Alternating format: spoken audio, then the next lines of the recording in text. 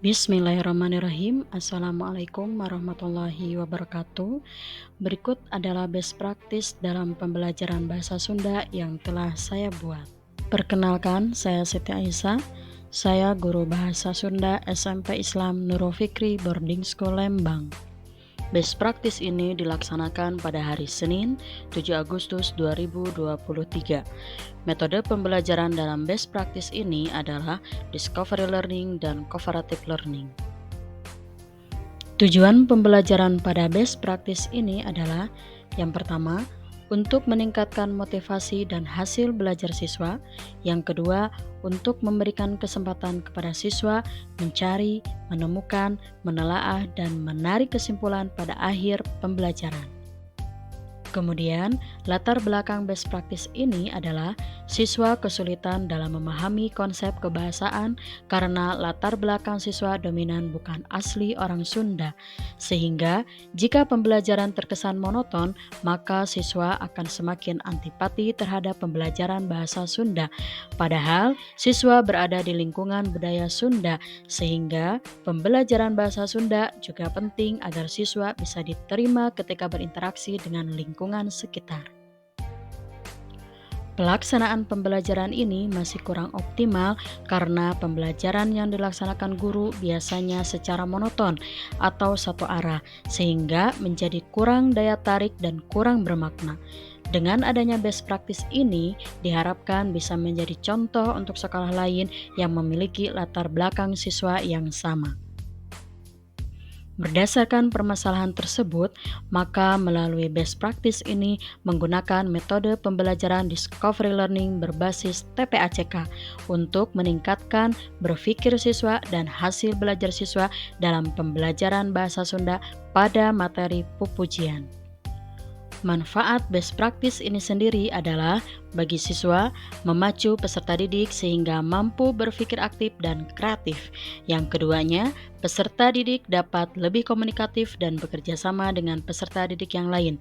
Sedangkan manfaat best practice untuk guru, yang pertama, sebagai masukan kepada guru khususnya dalam menggunakan model pembelajaran yang bervariasi disertai media yang menarik untuk meningkatkan keterampilan proses peserta didik. Yang kedua, meningkatkan motivasi guru untuk terus maju dan selalu memperbaiki diri dengan refleksi pada setiap akhir proses pembelajaran. Tantangan yang dihadapi dalam membuat best practice ini adalah yang pertama, peserta didik terbiasa menjadi pembelajaran yang pasif. Yang kedua, peserta didik merasa kesulitan dalam memahami kosakata bahasa Sunda. Yang ketiga, media pembelajaran di kelas kadang tidak berjalan, misalnya infokus layarnya berwarna hijau atau biru. Aksi perbaikan pembelajaran dalam best practice ini, pada pembelajaran ini saya menggunakan metode asesmen di setiap instruksi-instruksi yang saya berikan kepada siswa agar siswa tidak merasa kesulitan dalam mengumpulkan nilai meskipun bukan asli orang Sunda.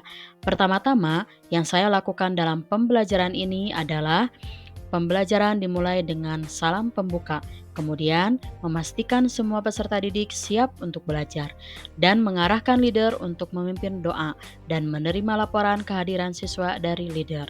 Selanjutnya, saya menyampaikan tujuan pembelajaran yang ditayangkan melalui PowerPoint, penyampaian persepsi, pertanyaan pemantik, dan penyampaian materi. Ada 5 tahapan sintak dalam pembelajaran ini.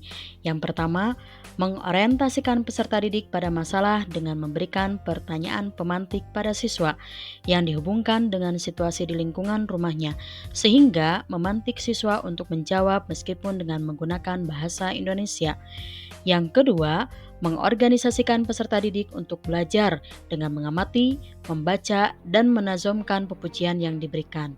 Yang ketiga, dilakukannya pembimbingan pembelajaran kelompok berpasangan dengan menggunakan asesmen umpan balik. Siswa menghafalkan pepujian yang diberikan guru dengan lagam nazomnya, kemudian menyetorkan hafalannya kepada teman kelompoknya dan dinilai. mekanisme penilaian sesuai dengan arahan yang ada di LKPD. Jika terjadi kendala atau siswa mengalami kesulitan, maka guru sebagai fasilitator membimbing dan mengarahkan siswa agar hasilnya sesuai dengan yang ingin dicapai. Yang keempat, menyajikan hasil karyanya dalam bentuk asesmen individu. Jika siswa sudah melaksanakan penilaian umpan balik, maka siswa melaksanakan LKPD yang kedua, yaitu penilaian guru. Siswa menyetorkan hafalan pepujiannya kepada guru sebagai tugas praktek individu. Yang kelima, mengevaluasi proses pembelajaran. Pada proses ini, guru memberikan kuis atau mengadakan penilaian dengan memberikan pertanyaan-pertanyaan hasil pembelajaran dan memberikan reward berupa bintang sehingga memacu siswa untuk semangat mengumpulkan bintang pada lembar penilaian guru. Refleksi best practice ini terdiri dari refleksi pembelajaran oleh guru dan refleksi pembelajaran oleh siswa. Untuk refleksi pembelajaran oleh guru, yang pertama, materi yang disampaikan oleh guru difahami oleh siswa karena guru menerangkan menggunakan pengantar bahasa Indonesia. Yang kedua, penerapan metode ini membutuhkan waktu yang lama, apalagi ditarget di akhir modelnya menjadi PJBL, di mana siswa diminta membuat pepujian satu bait. Sedangkan untuk refleksi pembelajaran oleh siswa, yang pertama, siswa semakin mengetahui keragaman budaya Sunda yang ada di lingkungan sekitar. Yang kedua, siswa berharap untuk guru menerapkan metode pembelajaran yang lain di setiap pembelajaran. Berdasarkan hasil observasi, refleksi, dan penilaian yang dilakukan oleh guru kepada siswa dalam pembelajaran bahasa Sunda adalah yang pertama, peserta didik terlihat antusias dan bersemangat serta aktif selama pembelajaran berlangsung. Dengan menggunakan metode Discovery Learning secara keseluruhan adalah 95%. Yang kedua, kemampuan berpikir siswa dalam memahami bait pepujian adalah 90%. Nilai berada pada rentang 85-100. Dengan kategori menghafal pepujian. Yang ketiga, pada tes akhir dievaluasi yang berperan aktif dan mendapatkan jawaban yang benar sekitar 95% dengan nilai rata-rata hasil tes evaluasi 90%. Yang keempat, kriteria penilaian. Sikap peserta didik selama pembelajaran berlangsung rata-rata mendapatkan nilai 95% atau sangat baik. Penilaiannya adalah sikap jujur, sikap tanggung jawab, dan sikap disiplin juga sikap kerjasama.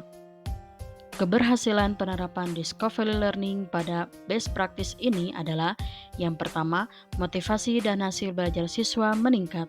Yang kedua, memiliki kemampuan menghafal kosakata pepujian dalam bahasa Sunda yang bagus.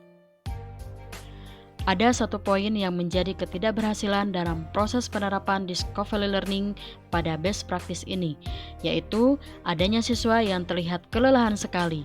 Bisa jadi karena aktivitas full di pesantren sehingga konsentrasinya menurun ketika di kelas. Padahal guru sedang menginstruksikan untuk mencuci muka, tetapi tetap saja siswa ini masih terlihat mengantuk berat di kelas. Sampai di sini dulu best practice saya. Terima kasih. Assalamualaikum warahmatullahi wabarakatuh.